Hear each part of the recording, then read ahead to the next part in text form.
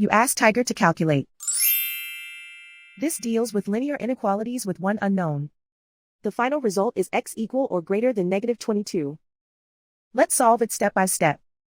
Swap sides.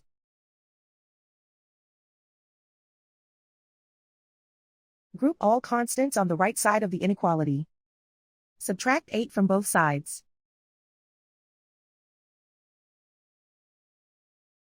Group like terms.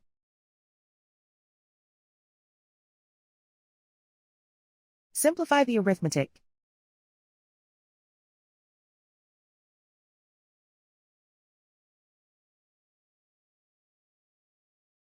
Plot the solution on a coordinate grid. And so the final result is x equal or greater than -22.